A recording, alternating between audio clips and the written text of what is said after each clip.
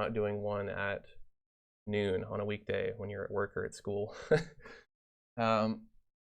you don't know who I am digital artist and Corel Painter Master Aaron Rutten. I am a Seattle-based artist who works mostly digitally, but I do some traditional as well. And I also do some graphic design here and there. That's actually, I guess, what you would call my previous job before I went more full-time as an educator and YouTube creator. I did a lot of graphic design, and I would have like 10 or 20 different graphic design projects going on at any one time throughout the month, just trying to juggle all these. And I really just got burned out on it. I don't like being told that I didn't, you know, like people will be vague about what they want, and they'll say, I want a logo, and I did things besides logo design. I did all kinds of graphics. But they'll say, I want a logo, this is the name of my company. I don't know what color I want it to be. I don't know what font I want it to be. I don't know what imagery I want. Make me a logo. And not everybody's like this. Some people are more specific than others. But people will be really vague, and then you'll make them something and they'll go, I don't like it. And you'll go, well, why don't you like it? And they'll go, I don't know, I just don't like it. Try something else. And it's just this like constant creating something and then being told that it's not right. Doesn't feel right to me as an artist, because I'm an artist, I'm not a graphic designer. I did graphic design because it paid the bills, and that's what I had to do at the time. And it's, in some ways it was fun, but I don't know.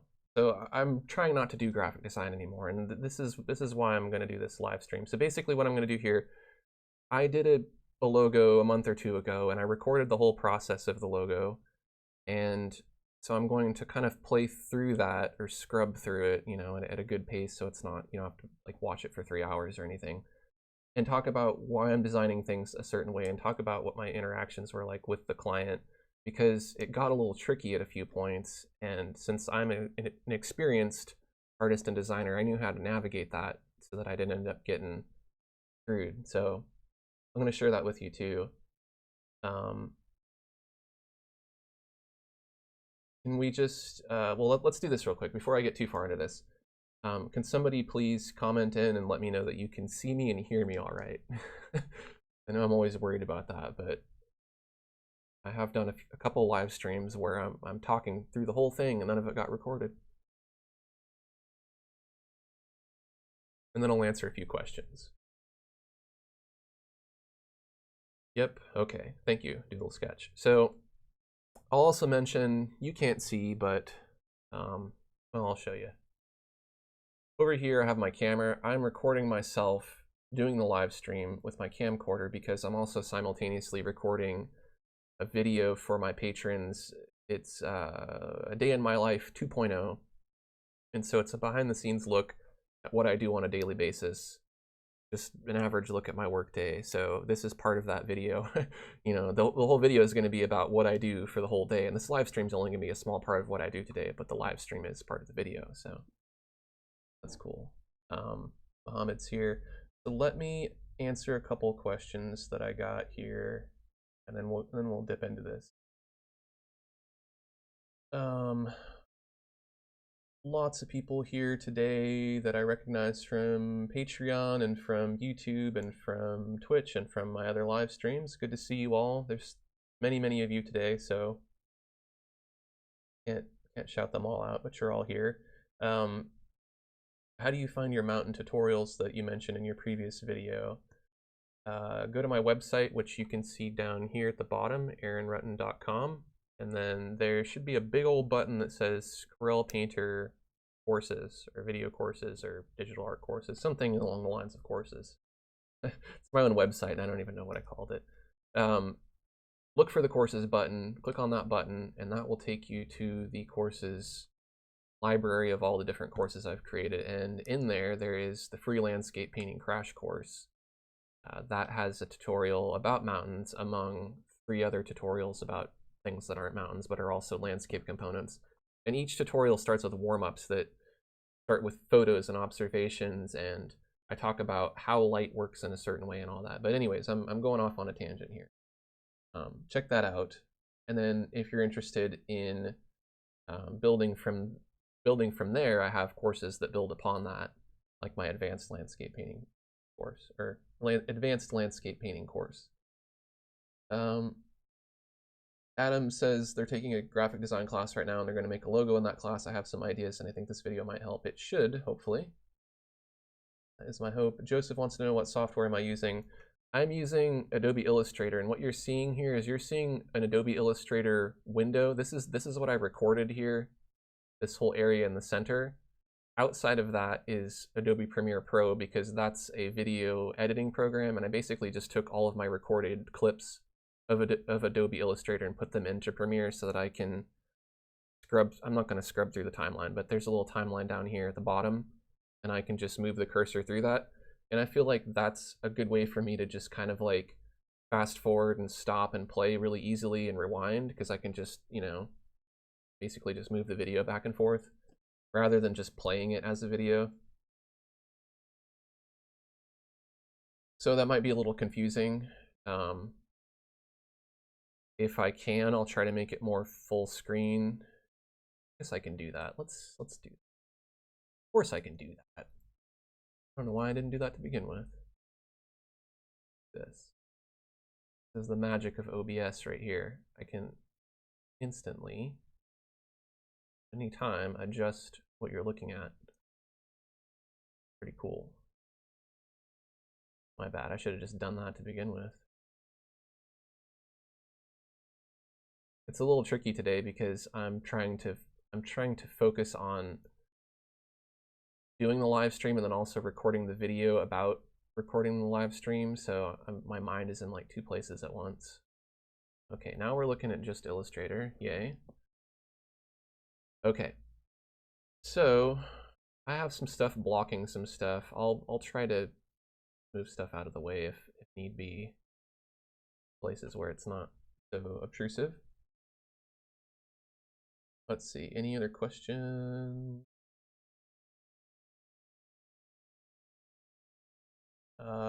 Popular question, why did I disable comments? Because I don't like YouTube comments. I like all the positive comments, and that's the majority of the comments that I get, and you all have made tons and tons and tons of very nice, very positive comments, but it's a safe place for people to just be jerks and just throw out whatever nasty stuff they want to, and it doesn't happen every day, but it happens almost every day. And the more subscribers I get, the more that I know I'm going to have to deal with that. And it's something that I don't feel like I want to deal with. In fact, after turning off comments, like, I feel a lot better. I don't stress out each day, and I don't obsess over looking at comments. So that gives me more time to focus on making videos and things like that. So I feel a lot better not having comments on. You can comment, but you have to do it in different ways. And I think that's going to deter a lot of just lazy troll people who just want to just, you know, say something nasty just because that's the only thing they have to do for that day. And so most of them are not going to go to the other places where they can comment. Like, for example, if you wanted to comment on something now, you could go to Facebook or Twitter or anywhere else where I have comments, but I'm not going to do it on YouTube. I might eventually turn them back on, but for now I want them to be off, and that feels better to me.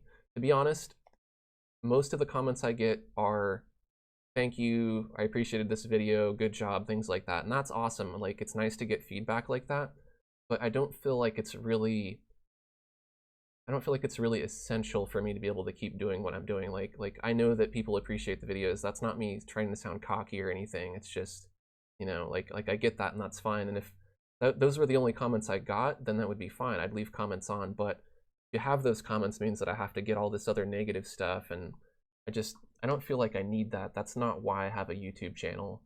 And I know people will say you just need to just be thick-skinned, and it's more of the principle of the thing. You shouldn't be able to just be an internet troll, you know? And I think now, especially in this time where we, you know, are probably going to have an internet troll for a president, I think that those kind of people and their actions are only going to be emboldened, and YouTube's only going to be a worse place for comments.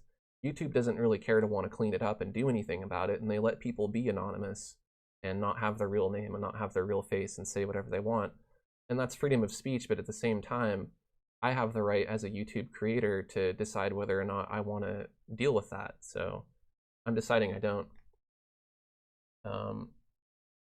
There are lots of different ways that if you really want to say something to me or comment or give me your feedback, you can. And you know, there's a good chance that I'll get negative feedback in those other places too, but it's a little bit different because I don't feel like I'm making myself a target for people, you know. Like YouTube's kind of like a haven for trolls, and so I've decided I'm not going to do it.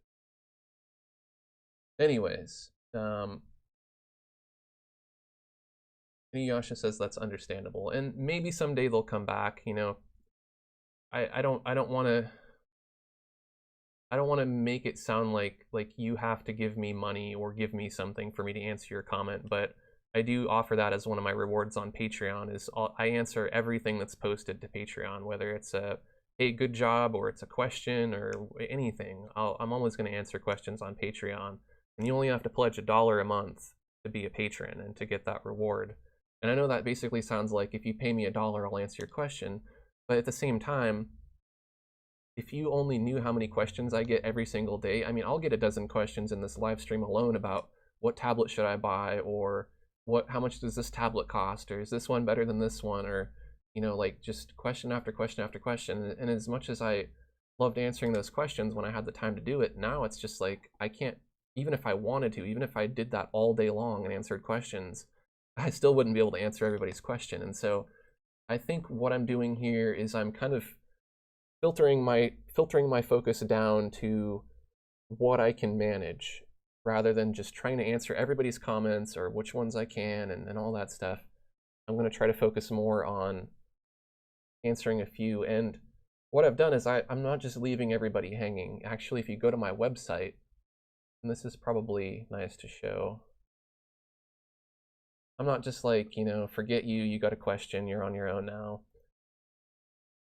I've set up a page on my website, which is under Contact Aaron. And it mentions I don't answer questions via email anymore, but it does describe how you can get an answer to that question, because you don't need me to answer that question. Very, very few people need me specifically to answer that question, and very few people need anybody else to answer that question for them in a one-on-one dialogue. Because, like, again, I mentioned, I don't have the time to answer all the questions, even if I wanted to, and even if I could, I don't have the time to do it, because I have to be able to have the time to make videos and to have my normal life and do all the other things I need to do. I can't just sit and answer questions all day for free, because then I can't pay rent and I can't make YouTube videos, you know? So that's what people have to understand, is it's not just you asking a question, it's you times 100. So what I've given people here now are resources. Like, you can search my YouTube channel. 99% of the time, the questions that I get are already answered in a video on my YouTube channel. You can ask me a question on Patreon if it's an exotic question, or you want an answer anyways. Even if you can find the answer yourself, fine. Ask me on Patreon, I'll answer it. I'm happy to do that. That focuses it down to what I can deal with in an amount of time. Then you got your FAQ down here, and this is like what I get asked day after day after day, and people are going to ask me in the comments for this live stream probably each of these questions at least once. I'll bet you dollars to donuts if you watch the comments. There might even already be some. How do I leave a comment? That's already been answered, but here's some options. You can, rather than having to comment on the video, it's nice for me to be able to see that you click the like button on the video, and I think that's just as good as saying, you know, hey, nice video. So you can still do that. You can still dislike a video. You know, I'm not going to turn off likes and dislikes. I don't care about it that much. You can share the video. That's as good as commenting on it. If you follow me on Facebook, Twitter, Instagram, Pinterest, Tumblr, DVR, Google+, you can comment there. Patreon, I already mentioned that. You can purchase my digital art courses and products, and then I have a private forum for each course. So if you want to know about landscape painting and it pertains to that course, then of course I'm going to answer that question. And then here's the frequently asked questions. What tablet should I buy? Is this a good tablet? You know, here's a whole playlist of tablet recommendation videos that answer that question in more detail than me answering your email and saying, you know, buy this tablet, because you need to know more about the person and what they want to use the tablet for to be able to recommend a tablet, and that takes a lot of back and forth. And again, I need to focus on making videos. I don't need to focus on answering questions. And so I feel like this page it's really doing a lot of the question answering automatically. So you can feel free to check this out.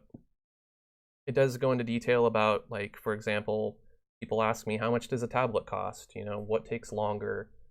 Waiting for me to answer your question via email, or just going on Amazon and looking at the price, you know? So enough about the comments and the questions. Let's get into, oh, let's see. I want to answer this question. This is a fun question. What's my longest hair length? Do I have a picture? I'll answer this comment. Let's see. I have a painting I can show you, actually. Where is it? Where's that painting? Actually, I have a few. This is a self-portrait. This is me with long hair. So it might have been a little bit longer than that, like past my shoulders. But yeah, it's getting long now, so it's starting to come back. So it sounds like, I know I kind of went off on a rant about comments, but you got to understand, like, if you don't have a YouTube channel, or you're not the kind of person who puts yourself out on the internet, or I mean, maybe even so, if you're just an average person who just gets, you know, people messing with you constantly online, you start to kind of wonder why you're subjecting yourself to that. And so that's kind of why I'm a little bit passionate about it, because it shouldn't be that way, you know? But it is, and everyone's advice is like, just deal with it. But it's like, you know, you could say that about a lot of things, a lot of problems in the world, just deal with them, but that's not a solution.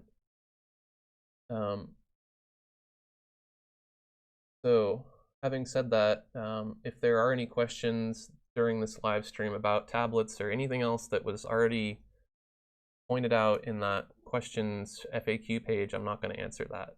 So thank you, Andrew. And you know what?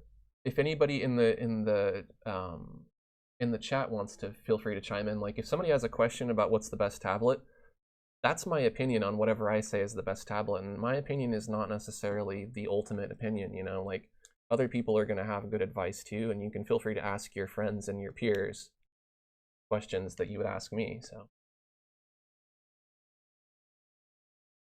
let's talk do draw. Okay, so here we go. Okay, so let me start by explaining what the project was. So I want to start by saying this person who hired me to do the project is someone who I've done a logo for in the past. She's a very nice lady. I'm not in any way meaning to sound like I'm complaining about her specifically. I'm complaining about the graphic design process. And it's not in any way her being unpleasant or anything. She's completely nice throughout this whole transaction. I want to make that very clear. But part of the problem is that she is part of a team in this case, whereas before it was just her.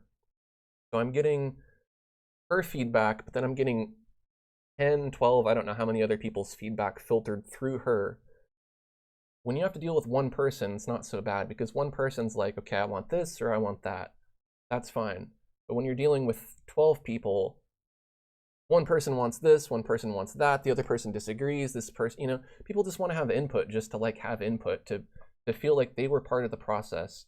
And if that means being difficult or just having a suggestion, even though it's not a valuable suggestion, just to be like, oh, well, let's make it yellow, you know, that makes it such a pain. And I was reluctant to take the job, but I did because I want to keep doing graphic design projects that are easy. You know, like, I thought this would be super, super easy for somebody I've worked for before. She's a nice lady. Okay, I'll do it. It'll be easy. And not the case. So she wants a logo. She's part of a team. This is what she sent me. She said, I need a logo. I said, well, you know, like, send me your expectations for the project. You know, do you have imagery you want to use? What's the name of the company or the name of the group or whatever? So she sends me this, and she says, you know, these are some ideas that we like.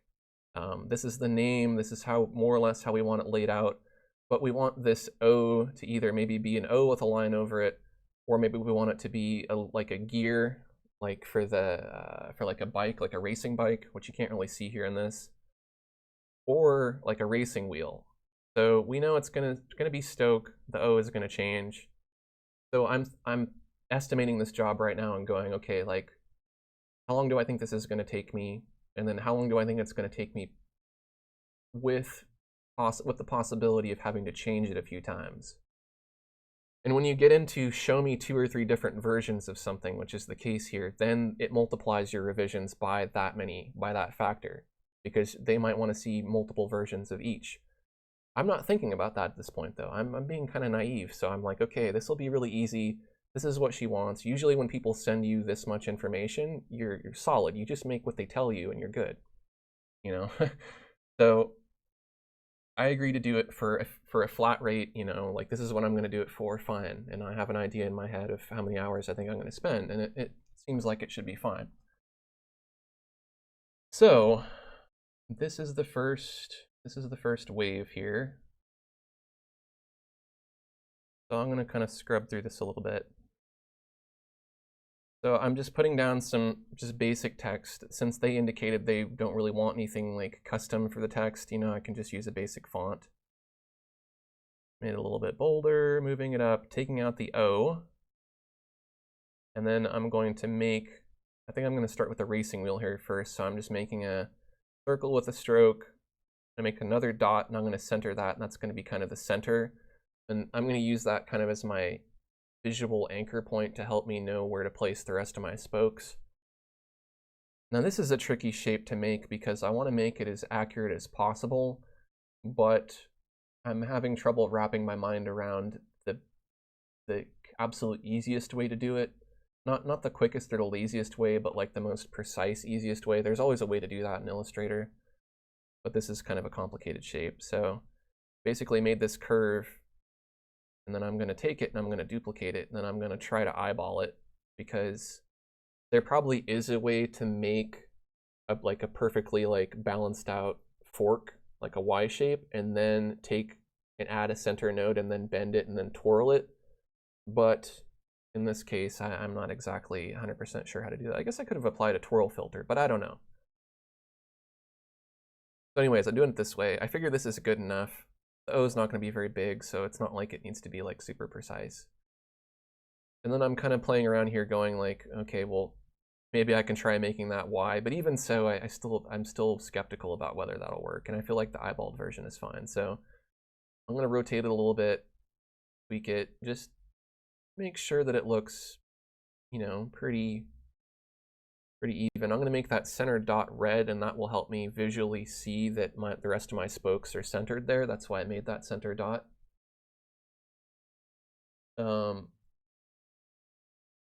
Let's see here.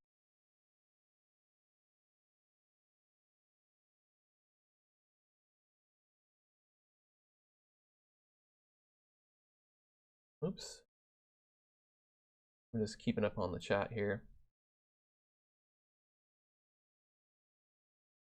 But you see what I mean in the chat log already about anonymous people just being irritating in comments, and after a while it's just like I don't you know, I'm never going to get to like 50 million subscribers, but I can only imagine on a daily basis how much negativity is in channels like that in their comments. And it's not even about me so much, it's about the fact that there's a lot of people who enjoy my videos who aren't 13-year-old boys with, you know, little trash mouths. There's a lot of people who are my parents' age, who are older, people who are younger. There's a lot of people who just don't want to read the comments like that. And if I ignore them and leave them up, they have to read those comments, and they have to have those people interact negatively with them, which turns them off. And those are really the core people who support my channel, are those kind of people. And so I don't want to turn them off, nor do I want to have to go in and delete every single comment that's, you know, a trash talking comment. So Mohammed says, do you think it's good to have how to draw books for beginners? I don't see why not. I personally don't, I know this sounds bad, but I don't really like books. Like, I've read plenty of books. I'm a literate person. I'm very literate. I just don't like to read, and I think it's kind of a focus thing for me, where it's difficult for me to pay attention to a book like it is a video. And so I personally prefer tutorials over books for most things. And I think since there's so many tutorials out there, it might be better to go with the tutorials, because nowadays, you like, even the stuff that I make, you can watch somebody actually draw with their hand on a screen, and they can say, here's how you draw this, here's how you draw that. Versus a book, you get a little still image and you get a verbal description. And so I don't know that that's as effective for something like drawing.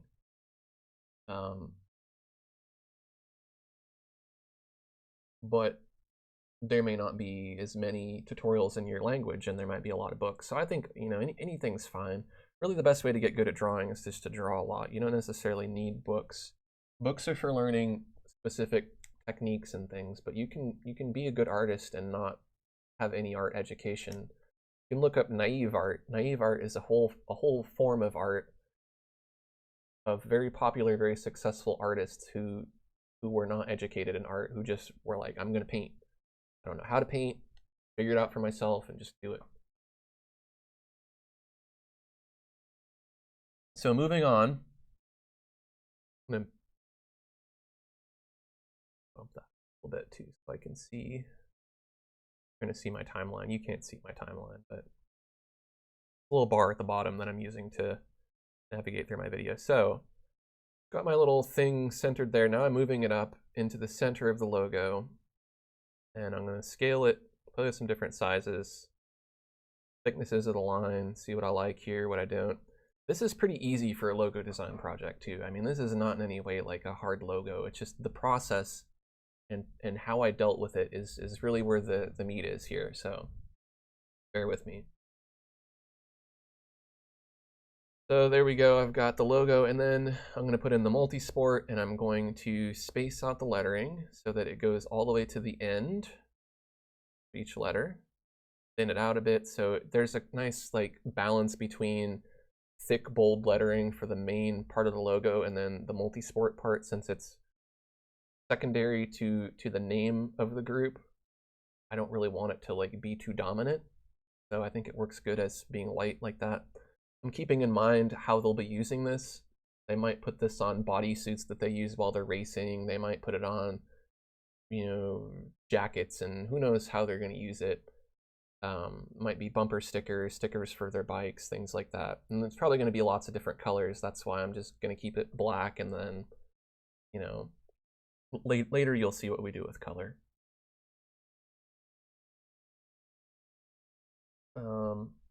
Muhammad says they hate to live in the Middle East because in their country there isn't anything about drawing. My advice to you, Muhammad, is learn what you can, however you can, develop your own techniques, and then you make resources in your language for your country, and you be the first person to do it. Think about how many people out there you could help if you were to do that. That's a lot of the reason why I made a YouTube channel, is because when I started digital painting, I can only find people just drawing and demonstrating and not really saying why they chose that brush or how they chose that color or how the lighting works. They were just like, I'm doing a painting. Oh, look at me, I'm cool.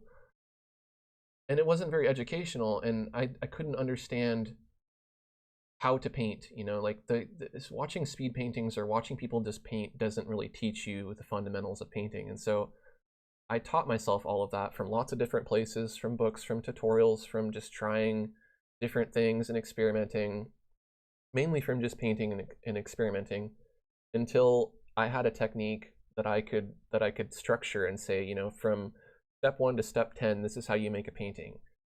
And then I started making the videos, and I started seeing that people can follow those instructions pretty easily. Even though I don't think I'm like that great of a speaker, I'm still able to walk people through a tutorial. That's fine. And it's almost like there are a lot of other artists out there who do what I do, who make tutorials, but there aren't I don't know if there are very many who do exactly what I do, and I think you would probably have the same success in that if you're filling that void of information and you're one of the few people or the only person that can provide that information, think about how valuable you'd be. Well, I make the logo pop like eye-catching.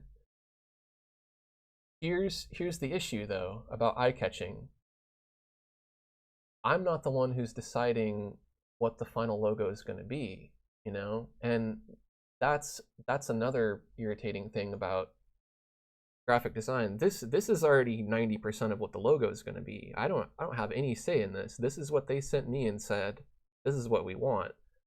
Do I think this is the most attractive logo in the world? No. Do they? Yes. And that's who you're pleasing. You're pleasing the client or the clients. And if they want something that you don't think is the most awesome looking thing in the world, you're not getting paid to make awesome stuff in this case. You're getting paid to be the one to know how to use Adobe Illustrator, and the one who knows what file formats you need to use, and the one who knows, you know, you're a machine here. You're just doing the work. You're making what they want, but you can exercise your own judgment and say, well, like, let me just tweak this and tweak that in minor ways and get it to look as good as it can look for that particular design. And you can see I've done that here with the thin lettering at the bottom, and you know, this has a long ways to go here.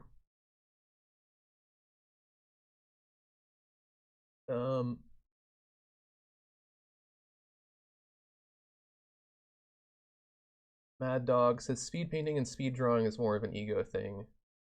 I think I can agree with that in a way. If you only do the speed painting, it is kind of like, well, look how cool I am, and like, and you get an opportunity to like to cut out all the mistakes, and then you basically end up with this like perfect, really nice looking cool thing. And that's inspiration, and inspiration has a whole different value than education. And inspiration and education can kind of fuse together in different ways. But I think that's purely inspiration in that sense, and very little education. And that's kind of the problem I had with those particular resources that were available. Is I just see somebody make a cool painting, but I couldn't understand why they were doing things a certain way. And so I think I've been doing more speed paintings, but it's also because I know that eventually I'm going to take the slower version of that and make that into something. But I try not to do too many, and I am kind of turned off to the idea of doing more speed paintings than I should. So, you know, don't get concerned if you see more, but do know that for any speed painting I have, there's the potential that speed painting could be a full lesson. It's just, it's easier to put out the speed painting, and that's why I'm doing it. Because I'm in kind of a period now where I don't have as much time as I used to have to make videos, and so I'm trying to like do as much as I can in the time that I can. And some of the things that I do are, you know, when I have the time to do it, that's all I can do is like a quick painting that I'm not necessarily able to structure in a way to where I can make it into a lesson, and I can't narrate it at the time. So all I can really do is just paint it. But in doing a lot of those, it's also kind of practice for me to develop techniques. But anyways, I'm talking.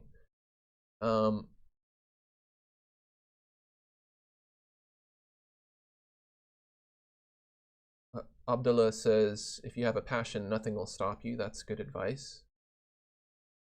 I mean, that's why I'm here doing this live stream with you, having success on YouTube as an artist versus having a job that I don't enjoy. Because at some point I made that decision and I went, do I want to do this job that I don't enjoy for the rest of my life and waste my potential and never know if I could have been successful as an artist? Or should I try to be an artist even though it's difficult, even though people tell me not to do it because it's difficult, and even if it's not the most safe, secure, practical way to pay rent and to make a living? And I chose to be an artist, and I'm glad that I did that. Because it was difficult and it wasn't easy, and as soon as I decided to be an artist, I wasn't raking in the coin. I know I was doing a lot of graphic design, and I wasn't charging as much as I charge now, and so I was doing a lot of work, and I was under a lot of stress for not very much money. But once I built up my portfolio and got my name out there and became more and more successful as a designer, then I could charge more, and then, you know, you get to a point to where you're living comfortably.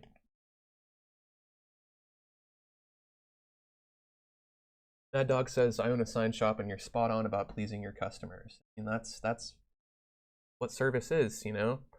It is up to you as the artist or as the sign shop owner to, if somebody has something really jacked up and they're flexible about it and you say, you know, I really don't like what you did there, or there's a typo or something, or this doesn't work for this reason, you should exercise your knowledge and your experience as a designer, and tell people in a way that helps them understand that the reason why you're suggesting to do something differently is because it's going to make the result better. And if they understand why, most of the time they're going to agree with that. And this is going to happen here throughout this process too. We're still on right now. The ball's in my court right now, currently, of what we're watching on this video. So this is my first draft that I'm currently working on. So I'm going to duplicate this now, and I'm going to expand the stroke and the fill so that I can go in here and I can tweak the letter. See how I took those nodes from that T and I skewed them? There you go, instant custom font. But that little bit of a change, I feel like it adds like speed to the logo, like it's going quick, you know, because I think it's like a bicycle racing team or some kind of fitness kind of thing. So that gives it some speed. Not the most original, not the most creative, but the little tweak like that, I feel like it helps. Looking at it from a distance helps me judge whether or not that helps. It does also work and harmonize really well with that being up against the O, in that sense that since the O is curving and there's the slant, that works. Andrew says, how long will my cold last? I don't feel good. I don't know. I would guess probably another day, and then you'll feel better. I'm Mr. Rutten, not Dr. Rutten, so I don't know. Hopefully not much longer, Andrew.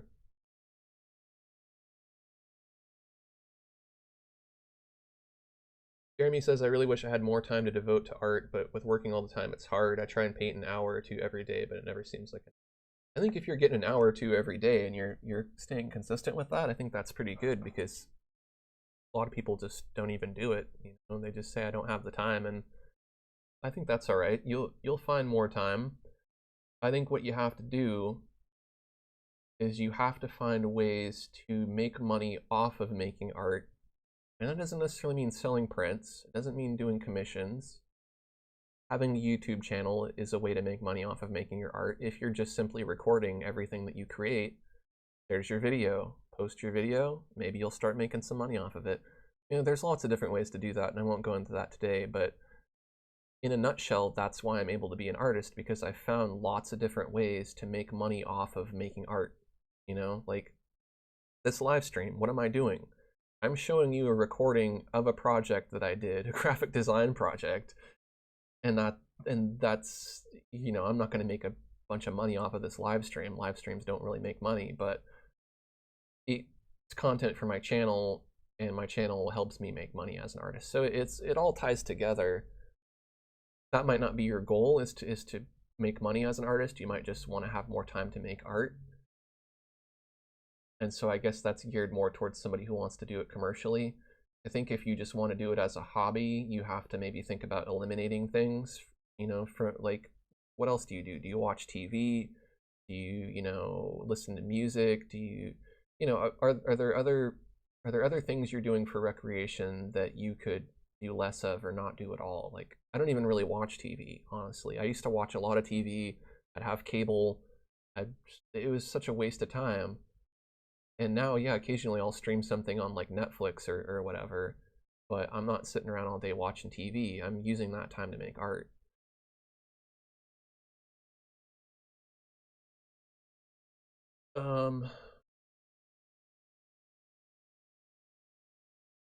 Lucas says, greetings from Hungary. Me and my friends love your work. Thank you, Lucas.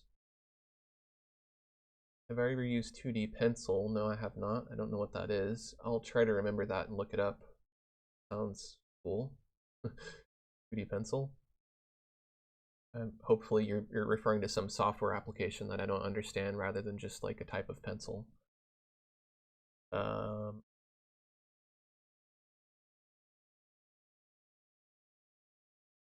Inuyasha says, do I do commissions? I do. I would say that if the commission was right and it was the right kind of thing and the budget was right and all of the expectations were aligned and it wasn't anything that was like way too complicated for me to do, then I would do it, which pretty much means that no, I'm not going to do any commissions anytime soon.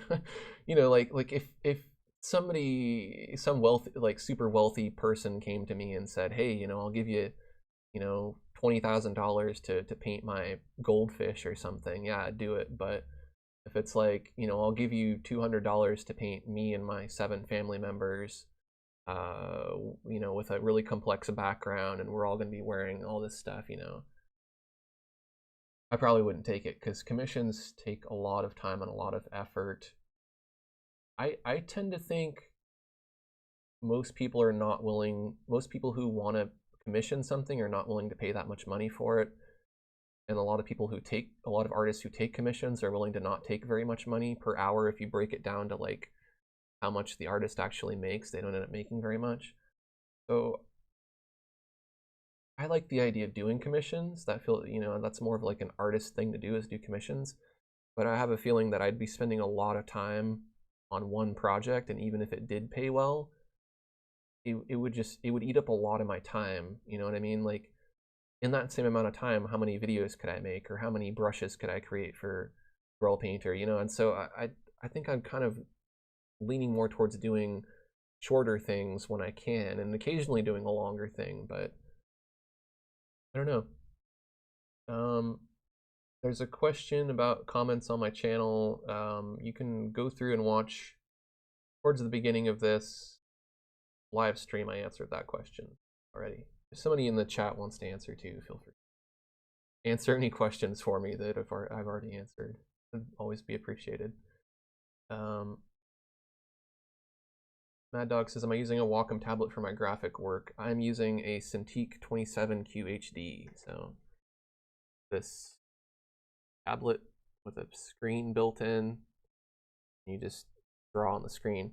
Now, do you need a Wacom tablet for graphic design? I don't know. I tend to feel like it's more of a art tool, you know, like if you're going to be doing more drawing. It certainly doesn't hurt, and it's great. You know, I do all kinds of stuff on it. I do graphic design, video editing, audio production, all kinds of stuff. You know, it works great, but it's really what you'd be using it for would be to draw. And if you're not drawing and you're not using pen pressure, then really you could use just about any screen that's touch sensitive to do graphic design.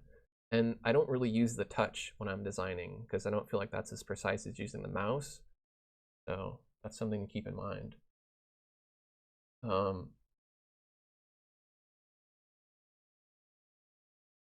Harry has a question about free software. Harry, if you search my YouTube channel for free software, there's a whole list of free software that's good for making art.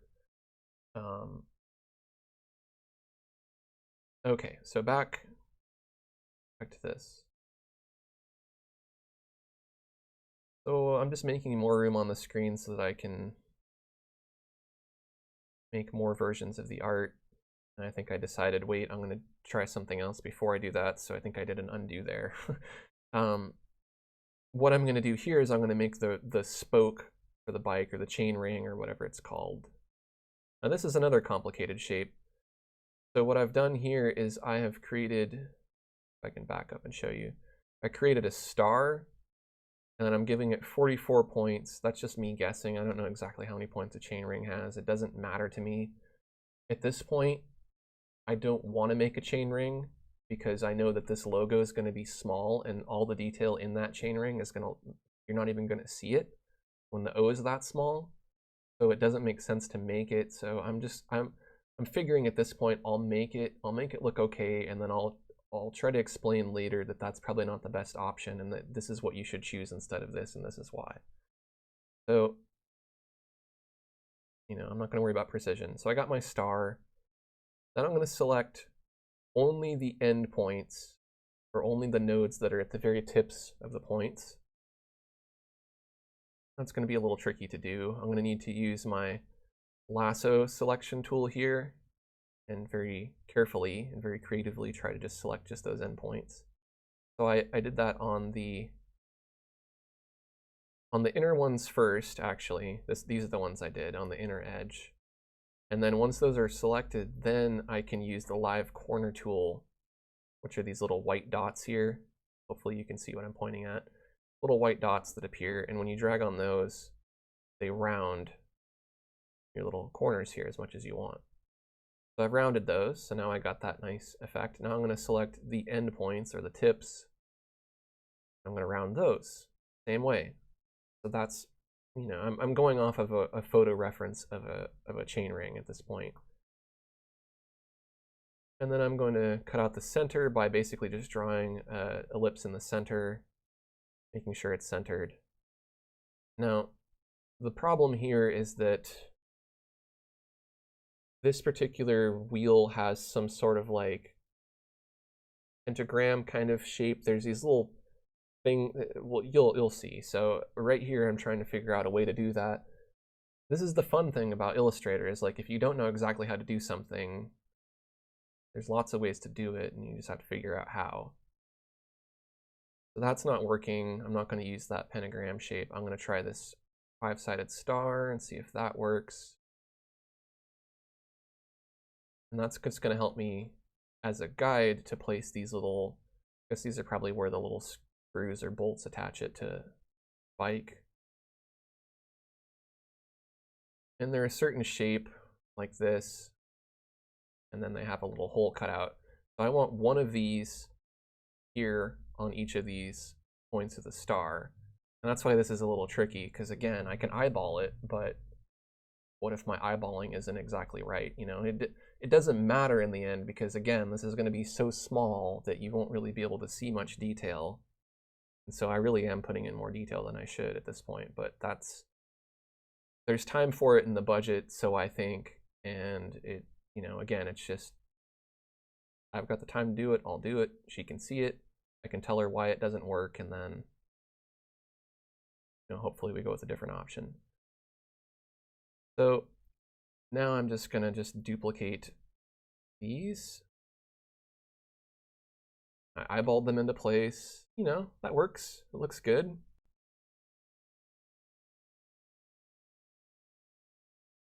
And then what I want to do is I need to merge my layers together in a certain way, because I want to use some of these white circles.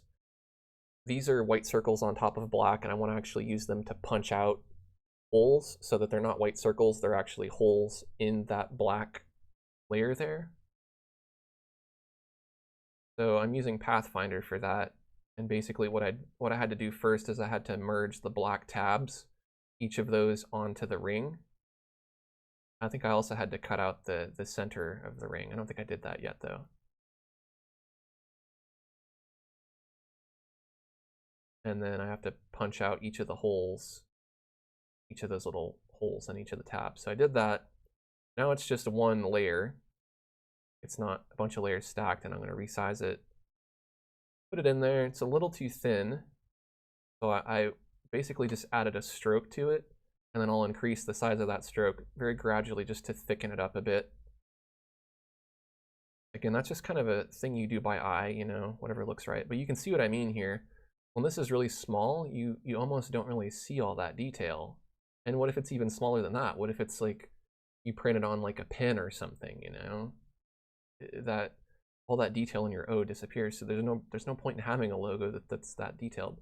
That's why the Nike logo is just a swoosh. That's why the Target logo is just 2 rings and a dot. That's why McDonald's is just an M. It's not an M with like all these little scrolly designs and like needles and stuff and, you know, polka dots and whatever. It's very, very, very simple. That's how logo design should be. Not so simple that it's boring, unless it's supposed to be that simple, but. So here I'm just doing a quick screen snip. That's easier than just exporting it. And this is what I'm sending her. Then we'll move on to the next part of this.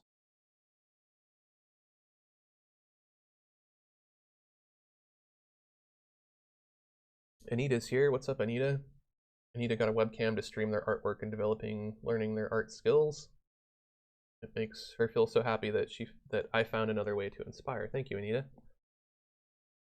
Good luck with your webcam streaming. It's a fun thing to do, I think. And so even though I have comments turned off on my videos, I mean, you know, you'll always be able to comment during the live streams. Otherwise, it wouldn't really be a live stream, would it? So, Harry TV's here. What's up, Harry? Just hydrating a bit. I just got another question about why I don't want to allow people to comment on my videos.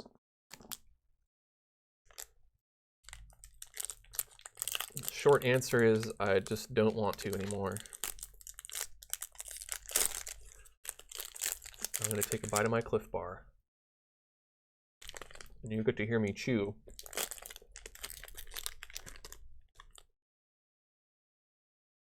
Okay, so I'm not going to talk with my mouth full. So I sent here what you saw before, right? The bottom two examples. And then she says something along the lines of, again, I'm not complaining about her. I don't want this to sound like I don't like her in any way. She's totally cool. The beef I have is with it being a group and what the group's reaction was. So basically she sent me, she has a Facebook group for all these people. I'm going to say it's 10 to 20 people. I don't know how many people exactly are in the group. And then of those 10 or 20 people, I think probably about half of them, maybe 10 or so, gave their feedback. So she sent me a screen capture of what the feedback was, and it was like 10 completely different contrasting opinions on what should be done. Like one person wanted it to be like fire colored, and one person wanted, you know, it to look one way, and one person wanted it to be white instead of black, and everybody had a different opinion on what they wanted. And then what she suggests, which makes sense because she's a nice person and she wants to please everybody, she says, well, let's try to humor some of these people, and let's try to, can you show me this, but this way, this way, this way, this way, this way, this way, this way, and here's the few things that I want you to change. And all of a sudden, this project that should have been like, I should have basically been done at this point with maybe a few tweaks, because she said, I want exactly this.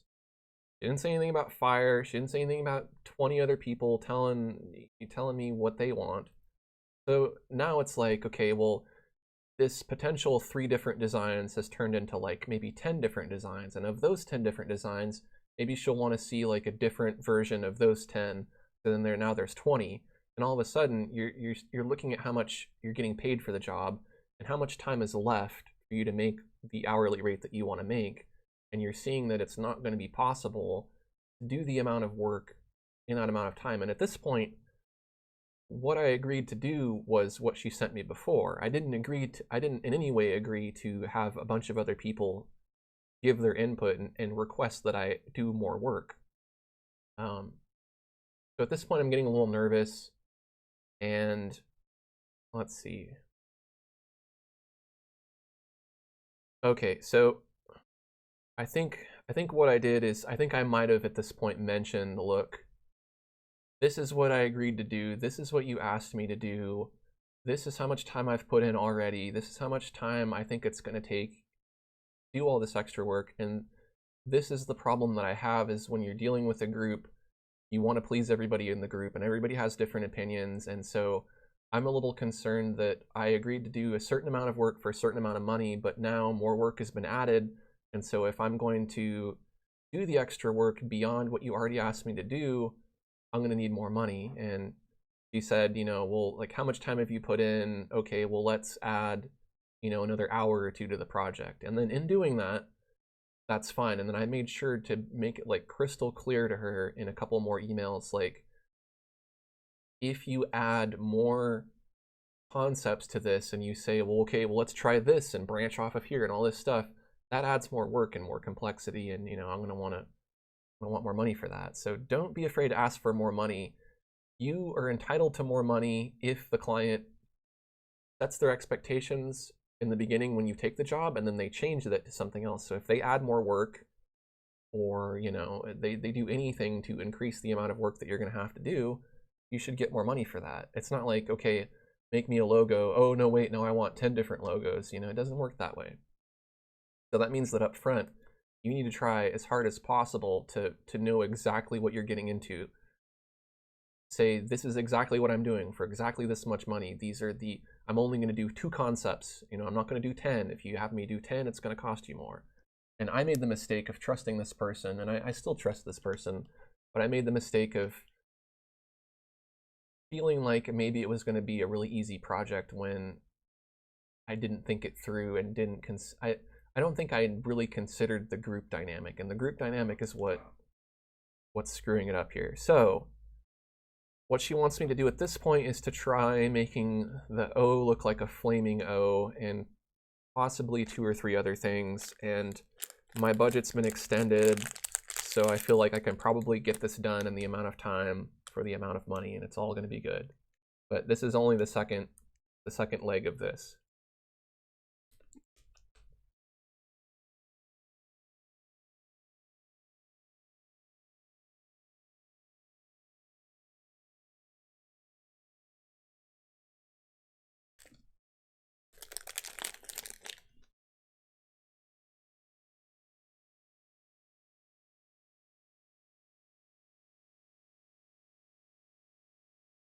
All right, sorry about the chewing. I gotta eat while I'm doing these live streams.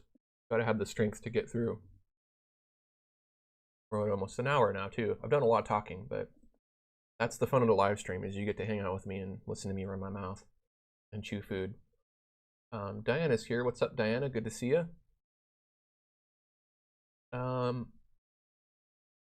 Nothing makes people take back their ideas when they know how much it's going to cost. That's true, and that's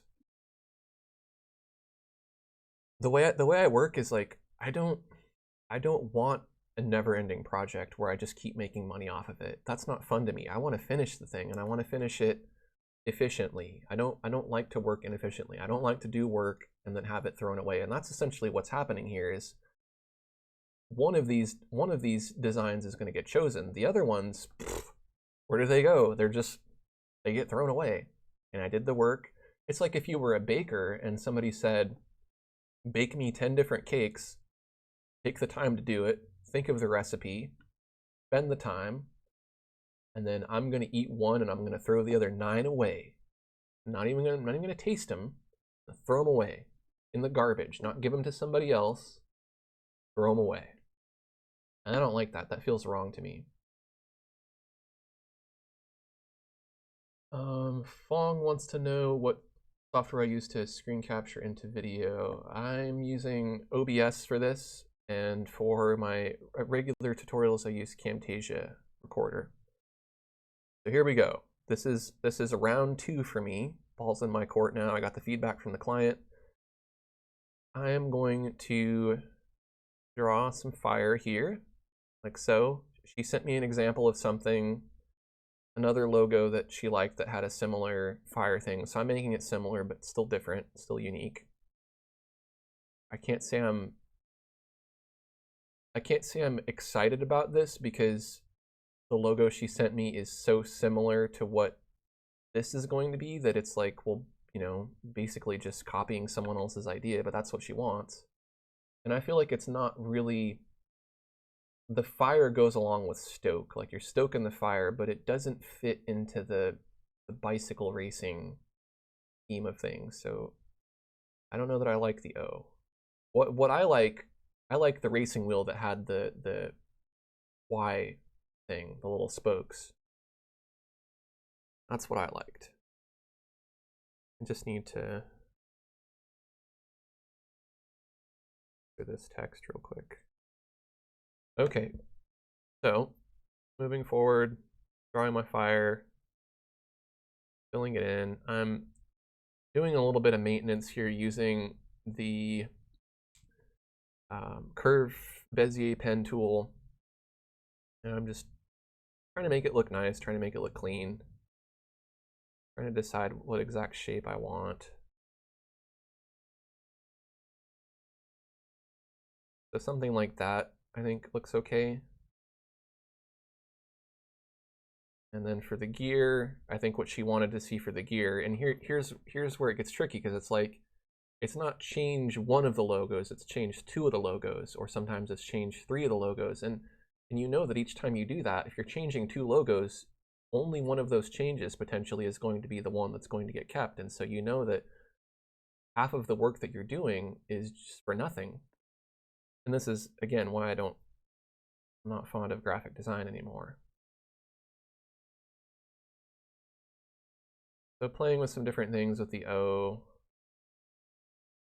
just getting everything balanced out, tweaking the O again, tweaking everything, tweaking everything.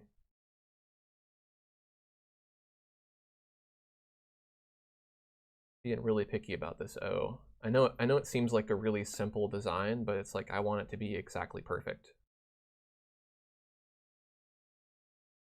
Okay, so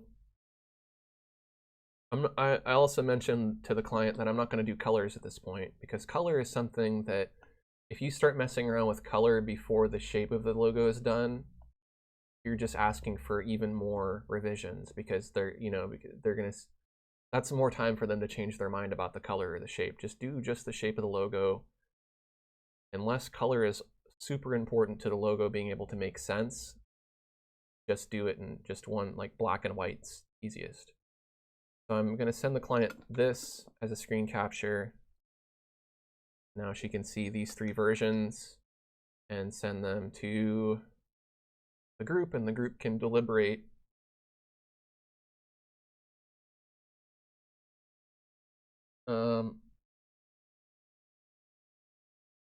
Okay, so this is like the third iteration for me, third time I'm working on this.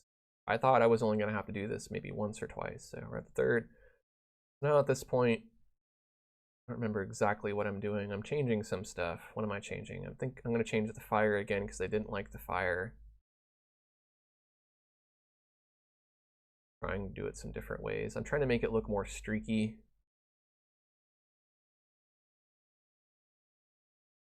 Rather than stumpy, because I think some of the feedback was that the fire didn't look exactly like fire because it was too short. Trying some different ideas here. Now, I think what she wants to see is a flaming O and then a flaming chainring inside of the O, which again is, you're not going to be able to really see that. Now I made it smaller, but there we go.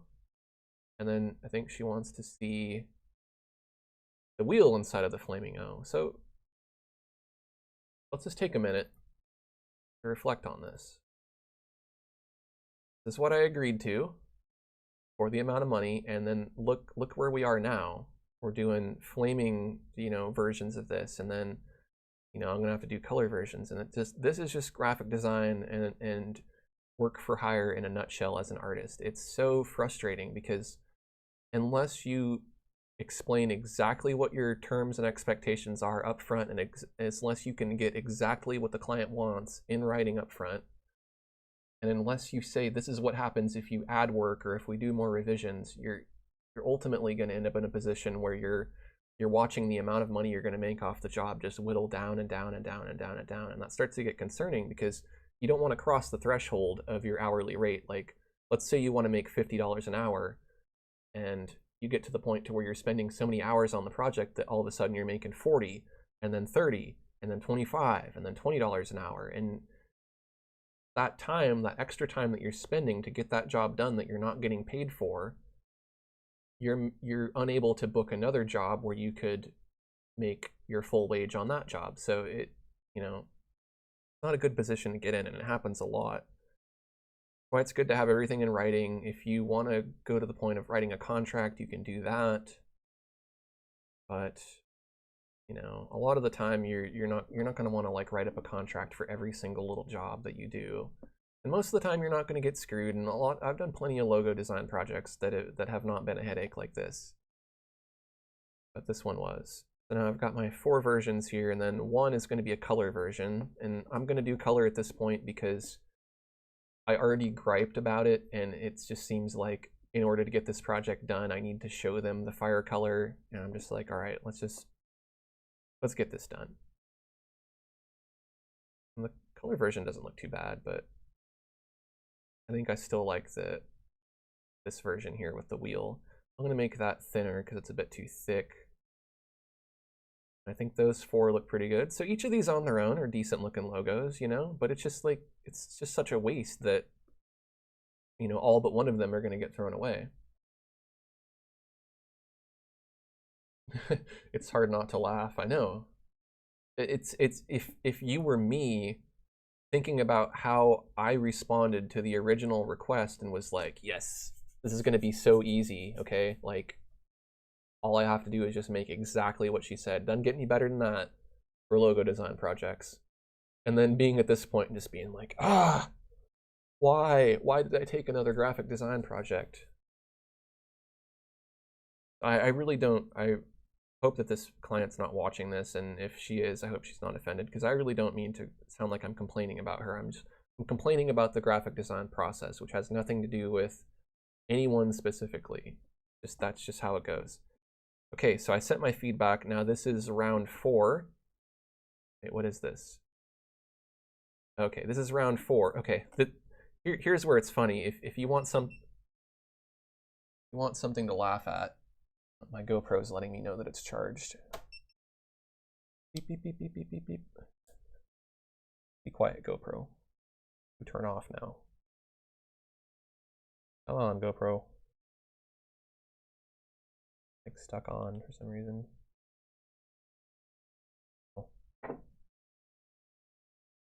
Oh. Well, I want to be able to use this later for the rest of my video that I was, oh, there we go, it turned off. Good. Okay, I wanted it to be charged. So here's where it gets really funny. Let's do a recap, okay? So we had our original design. We made this one. Okay. And we made this one. And this is a lot of work. It's not, you know, a ton of work, but it's a decent amount of work. And then we made this one. That's 3. And then there's a few different versions, a few tweaks. You know, you could say that's 4, I guess 4 maybe. Then you got this one, which is 5. It's an iteration, a variation of the design, but still different. Then you got this one, 6. And you got 7, and then you got 8 down here. Okay, so then she says, well, thanks for sending me all of these different designs. We talked it over a little bit, and after a little bit of back and forth, we decided that actually what we want is the original damn design that you asked for in the beginning that isn't in any way any different than exactly what you see right here. Let me move it over so you can see it. This one right here with the box around it, that's what they want now. So forget all that other stuff. Forget all that work you did making cool, like fancy looking stuff with gears and everything and figuring out a way to make the gear. This is what we want. We just want regular old basic font, nothing unique, nothing cool or visually appealing. This is what we want, because we're not going to use the judgment of one person coupled with the judgment of a talented designer. We're going to do this group consensus thing where we end up coming up with like the most generic logo ever. It's not really that appealing. I mean, it's not a bad logo. It's fine. It's just, what is there to it? So now it's like, okay, it's time to play with colors. Woohoo, color time. They like red, they like black. Okay, I'm going to try some different reds and blacks. Try some blues. I'm basically just duplicating this and trying different colors. We'll try a green. I'm just shooting in the dark, you know, because I don't know exactly what colors they want. And how many versions do you make? Do you try every single color combination? Do you try a few? You know, it gets a little tricky here, because the more you show them, the more they get dazzled and confused and they can't pick one. But if you just show them too few, then they're going to say, well, how does it look in orange? And then you got to take extra time to do the back and forth email thing. So, Ethan says, man, this is depressing. Do you mean the design process or just the live stream? Or both? It sounds like a pain in the end, because I presented my concerns way back, like after the first draft, when I was like, whoop, hold on, let's align our expectations here, because this is what you want and it's changed, and so now what I want has changed in response to that. And then it's fine if I didn't say anything.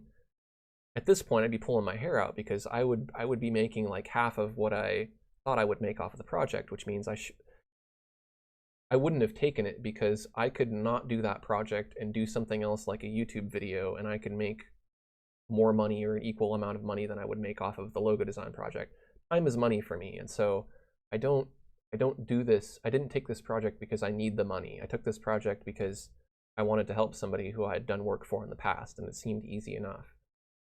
So to me, it's like I don't even really want the headache of getting paid a decent amount for this, because it's just I don't like to do this kind of stuff.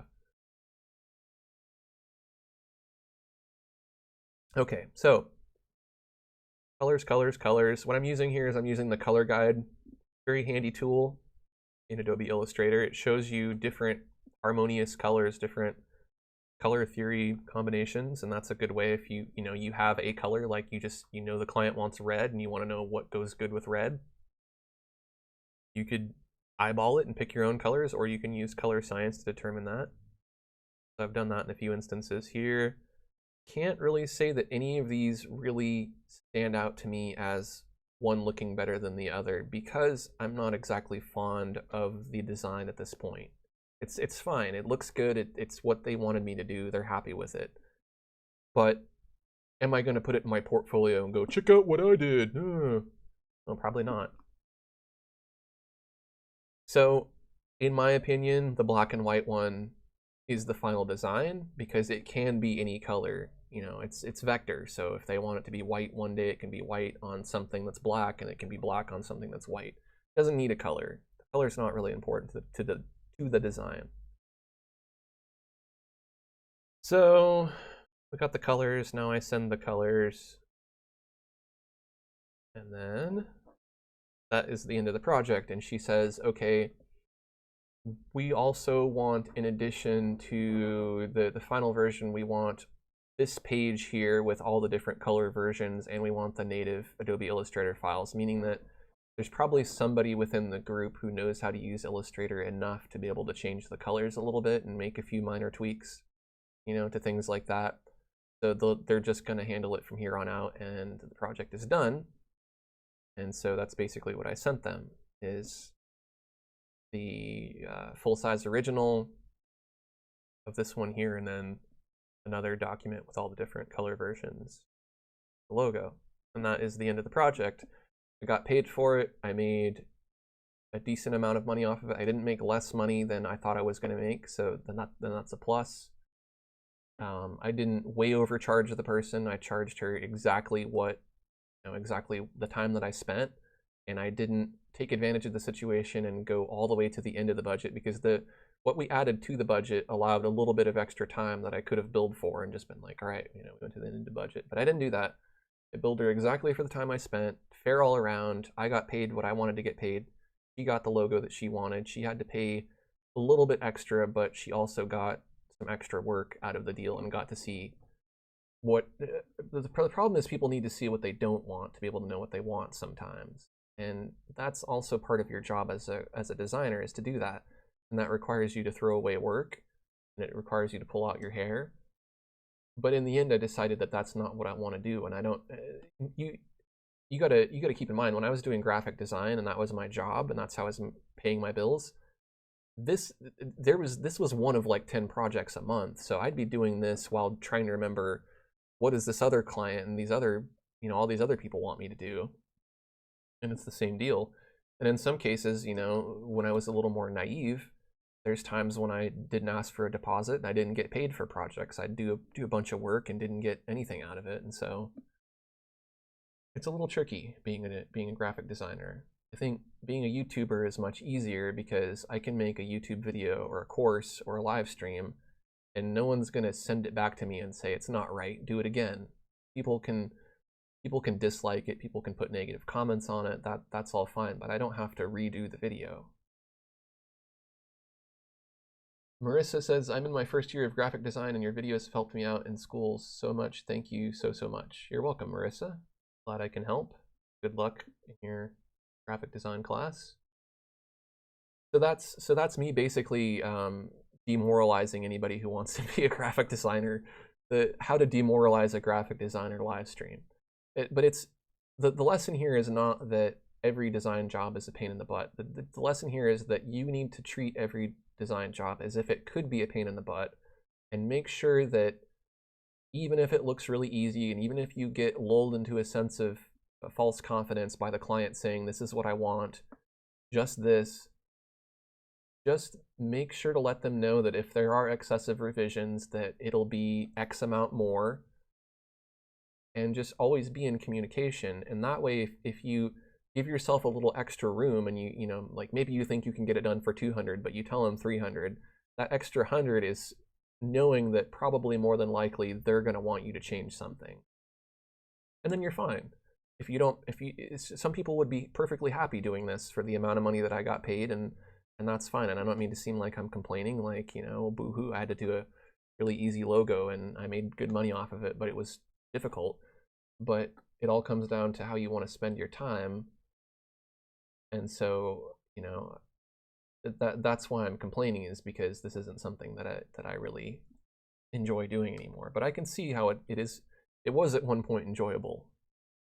And probably back in the day when I was doing things that were a lot more difficult than this probably would have been an easy job, even with with the tricks. So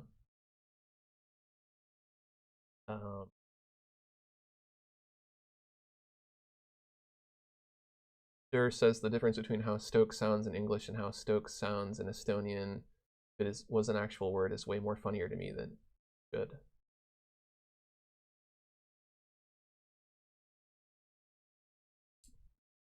So, what are we at now? Hour 17. I guess I don't really have anything else to show you for this particular project. What can I show you? Maybe, I think this will be supplemental to the live stream. Maybe I can show you some of the designs that I've done past.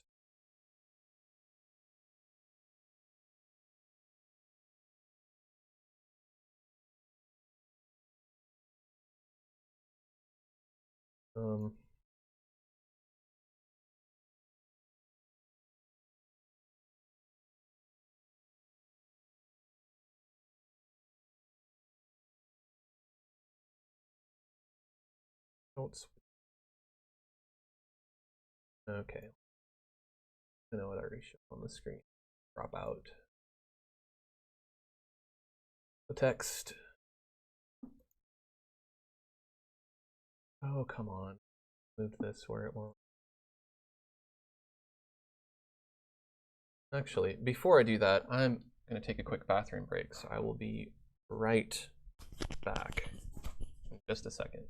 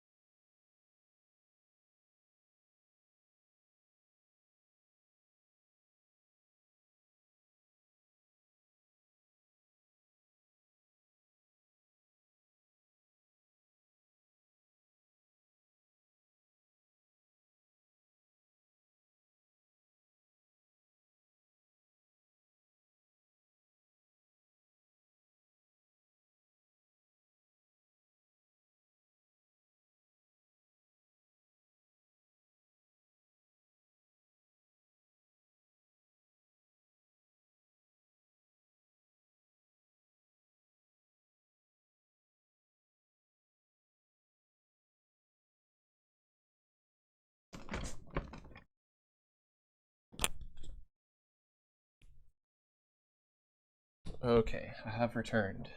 Mary McCarthy's here. Hello, Mary.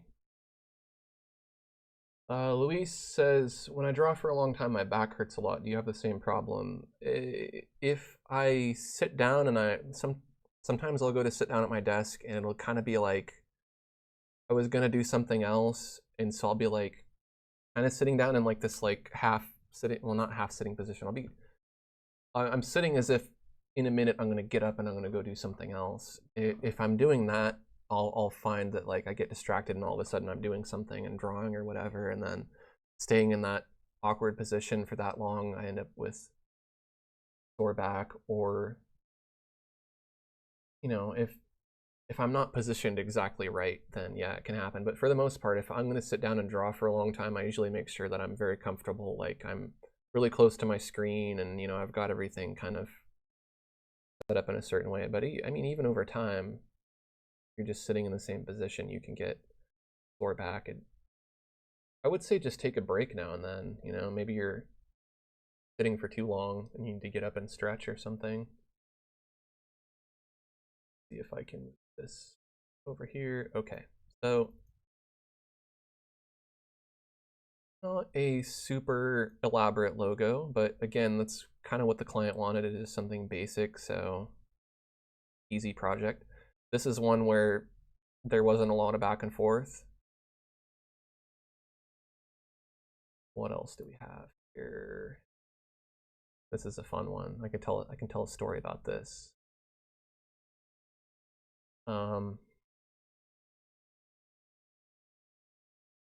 So as you may or may not know, recreational marijuana is legal in Washington State, and so there's a lot of stores like like how you can get coffee at Starbucks, you can get marijuana at the store.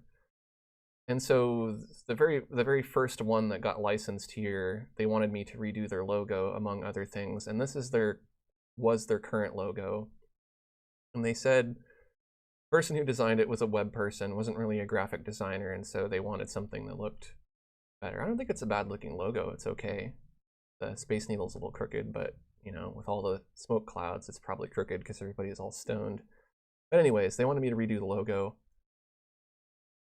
And so this was my concept here. Kind of busy for a logo, but this is just my first draft to give them an idea, because what they sent me before was so busy that I wanted to have something that was equally as busy, because I know that that's what they want. And again, it's one of those things where I would say to a person who was trusting my advice, don't make such a busy logo, but this is what they want. And so if I don't make something that is as complex, then they're not going to feel like they're really getting a design. So this was my design here. They ultimately decided they didn't like it, and they went with, I think they kept the original logo or something. And so I wasted time on that, but they paid me for my work, so all good.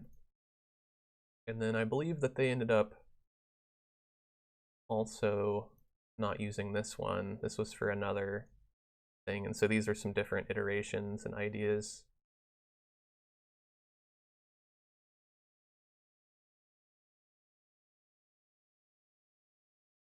Let's see what else we have here.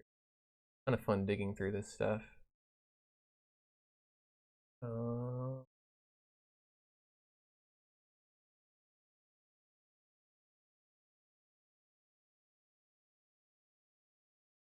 Here's a fun one. Oops, let's see if we can put that on white. Close this. It wants to be on black. I don't want you to be on black. I want you to be on white. Try this here.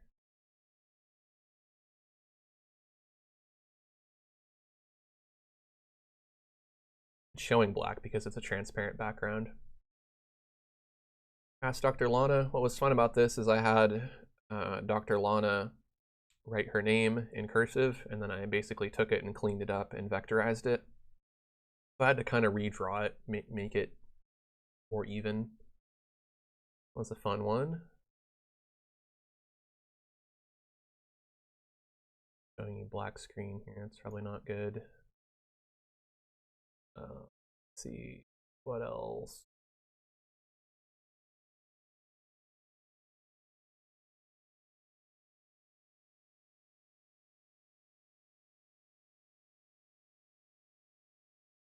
That's it for there. I know I have some in my website too, or my old website. I had some Bear with me here.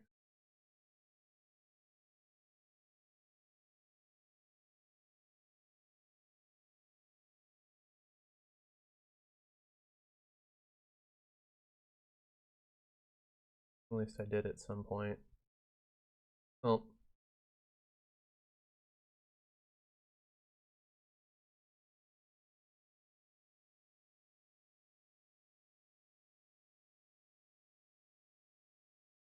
Yeah, I don't.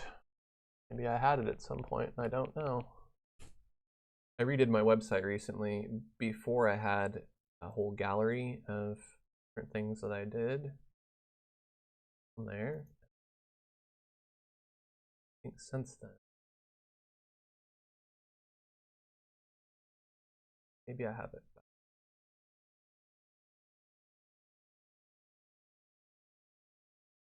Here we go. Files here. Stuff. Here's a logo. Here's something more complex.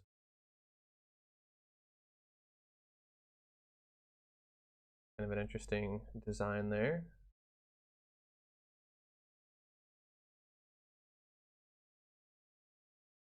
Here, this is a good one. I should have showed this one earlier. The logo that I just showed you how I created it, this is the original logo that I made for that particular lady, and she sent me this, which was her drawing, and I basically just turned it into this, which was a vector version of that cleaned up.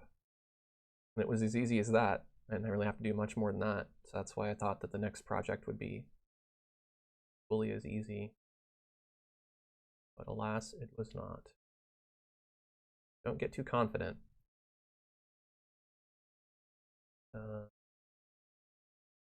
Here is a logo that I made for, if I can find a big one. Here's a logo that I made for my friend, and he actually had it printed out on some gear. So I did the tomahawk. I think he ended up dictating that I was going to do this for the font and the text and everything like that. That was his idea, and I just made it possible. What else do we have? I've done lots and lots of logos in my day.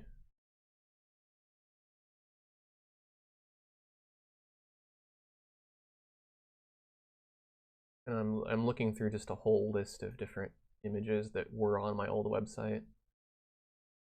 So give me a minute to find what I want because they're not all sorted here.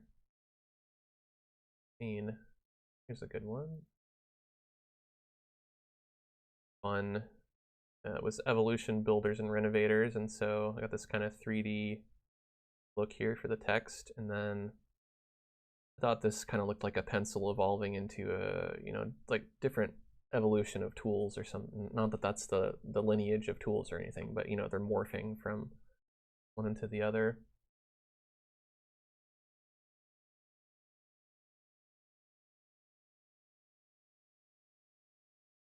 And flow here at the end.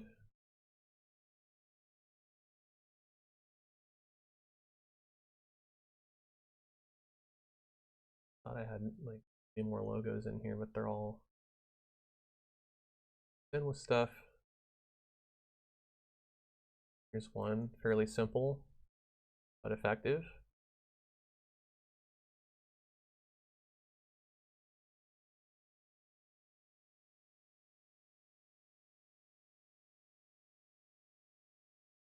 Another one, a little more complex, I guess. Another one, band logo.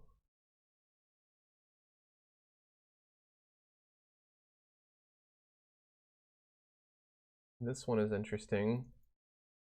Not necessarily a logo, but this is a graphic I designed. I was coming home from a meeting with a client, and I happened to see out of the corner of my eye, I was on the bus, and I happened to see out of the corner of my eye this image. And I knew instantly that's my image, but I couldn't really get off the bus to go back and look. So I went on Google Maps or something and did Street View and tried to find the exact location of where it was and found it. And sure enough, this thing is in like a big giant decal on the window of this particular attorney's office. But it's a little bit different. The colors are different and it's in vector format, whereas the original that I uploaded was in bitmap, and it's something that I had on multiple stock image websites. So I wanted to make sure that they actually purchased it and they didn't just download it and then have somebody redraw it. So I contacted them and they said, yeah, we got it from Shutterstock, and it's all good. But that's cool. It's really random that like the Shutterstock is just a website, right? So anybody anywhere in the world can buy anybody's image, and there's probably all kinds of Native American orca-looking images on there. Maybe not, I don't know.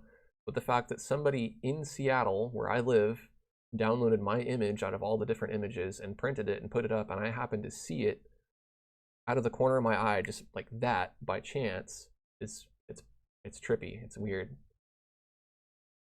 But it's cool. Makes the world feel like a small place.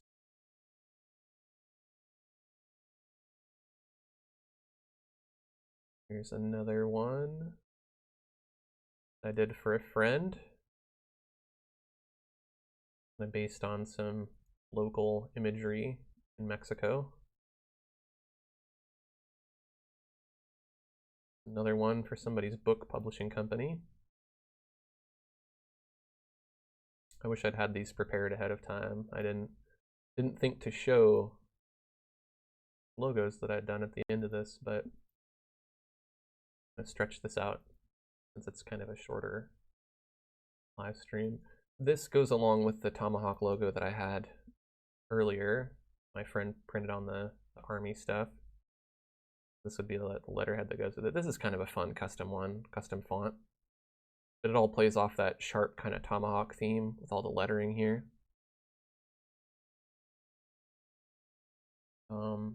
Dex says, show the way you worked on your family crest. It was really good. I'll have to do that one next time. That is a fun one there to do, because I did that all in, I didn't do it all in vector. I actually went between a few different applications for that one. I'll show that next time. Another logo, fairly simple. I tend to try to take the more simpler ones because it's easier than really complicated ones. Another one.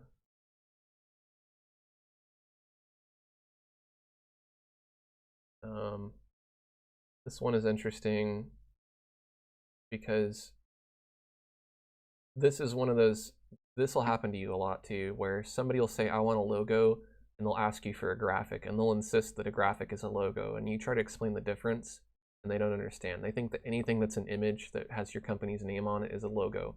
A logo is a logo. A graphic is a graphic. The difference is that a logo is simple in design, and it's easy to remember, and it's very few colors. It's a maximum 4 or 5 colors. You know, there's really no reason to go anywhere beyond that. It's not going to have half toning or gradients or hatching or any fine little details. It's going to be very, very simple so that it can be reproduced in any color, in any medium, in any way, and it still looks the same and has the same impact. A graphic is something that has millions of colors, thousands of colors, hundreds of colors, and is a very complex image with a lot of details and a lot of intricate shapes and a lot of transitions in color. And this is a graphic. This is not a logo, but the person insisted on this being their logo, and so that's what I made them.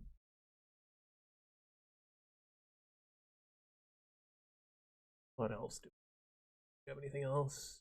Here's one that says it's kind of a logo and a label at the same time. I have many, many more, but this is just some that I'm going to show today. So that is it for what I can find easily here. All these out. So I will go ahead and wrap this up since we're a little over 1.5 hours by answering some last minute questions.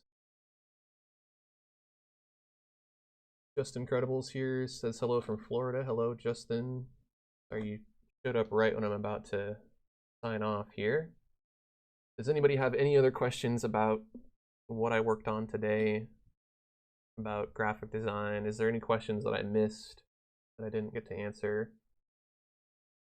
Mary says, aw shucks. Sorry, Mary.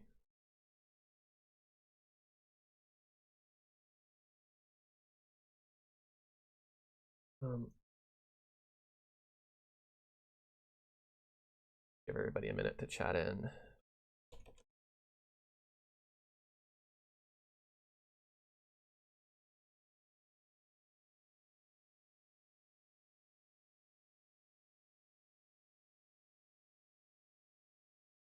Diana says, thanks again for today. Take care. You too, Diana. Thanks for watching. Hope you're enjoying that shirt. Diana got, oh, actually, what's funny, Diana, check this out. Look what I'm wearing. Oh, can't see the whole thing. Maybe Diana and I are wearing matching shirts today. That would be cool. Diana bought one of my shirts on Spreadshirt, which is the exact same design that I'm wearing right now. Isn't that magical? Says you bet. So it sounds like there's no questions. That's good. Maybe I was good at answering everything, and I talked enough to answer them all. Mary says I never get a heads up when you'll be on. I didn't really give a heads up, and I probably haven't like the last few times because doing them kind of spontaneously, so I'm sorry about that. I'll try. I know I always say I'll try to post ahead of time when I'm going to be doing a live stream.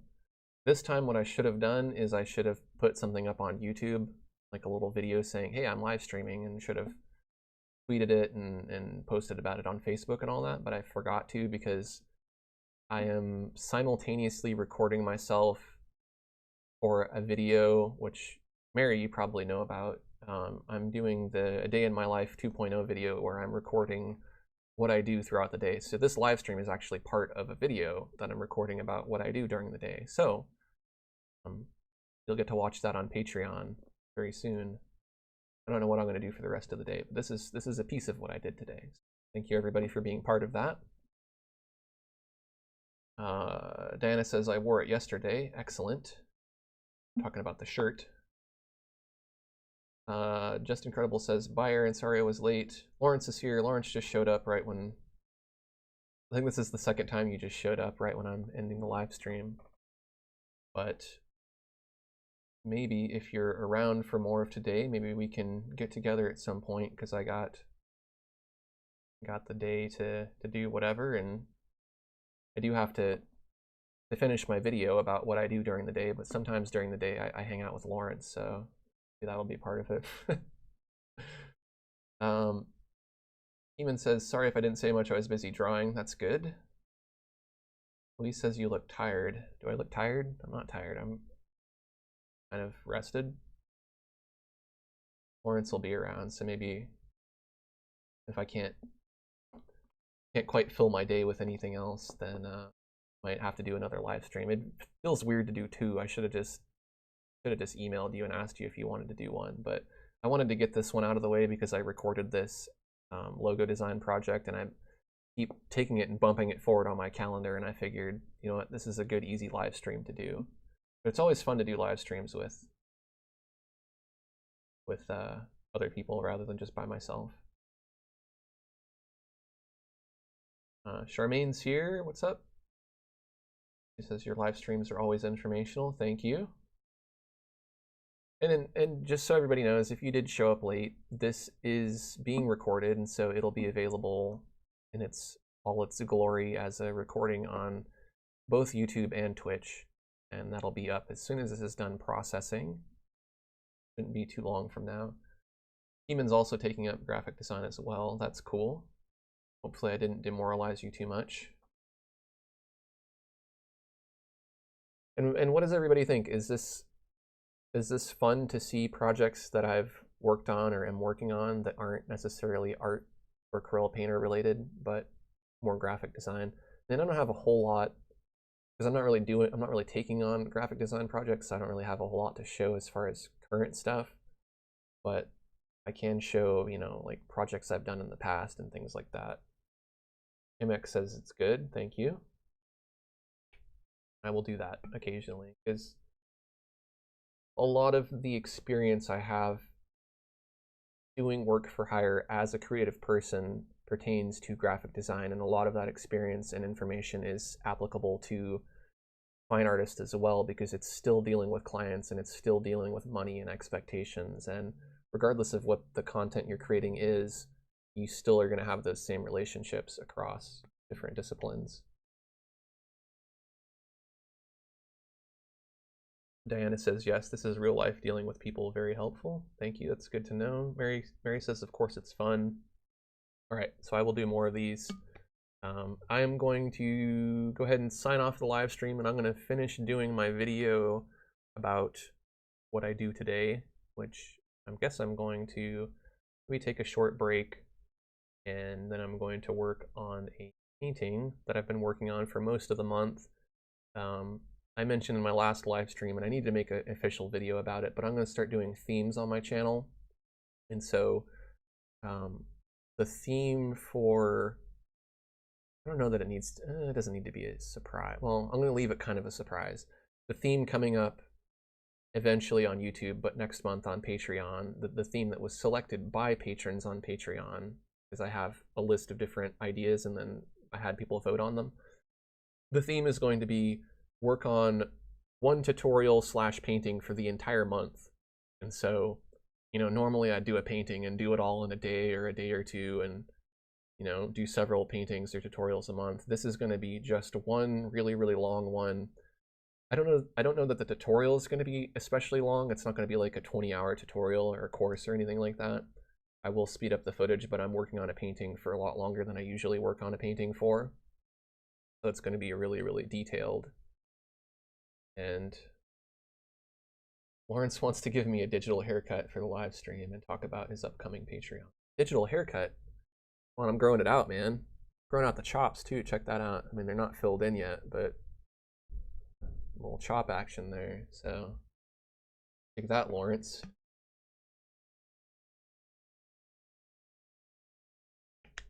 All right, and I'll get at you, Lawrence, about doing a live stream. Maybe we'll do one of those today. Maybe it'll be a double live stream day. But I need some variety for my videos, so in the meantime, I need to do a couple of things. Lawrence will fill them in. We'll do some green screen stuff, and you can color him in, fill him in for me. That's the clip. Lawrence has like a nice full beard. I'm kind of jealous that I don't think I can get that really, but I'll try. I can get some good sideburns. I'll have to show you all some pictures of that. Anyways, I digress. I'll see you all next time. Thanks for watching. Make sure to subscribe to me on YouTube and Twitch and Facebook and Twitter and all that stuff. And that's the best way to know if I'm live streaming, because if I am live streaming currently, you'll get a notification if you're logged into YouTube. And if I'm nice enough to post about it ahead of time, then you'll get a notification elsewhere. But sometimes it's just spontaneous, so subscribing is always the best way to know when I'm here. Thanks for watching, and I'll see you all next time.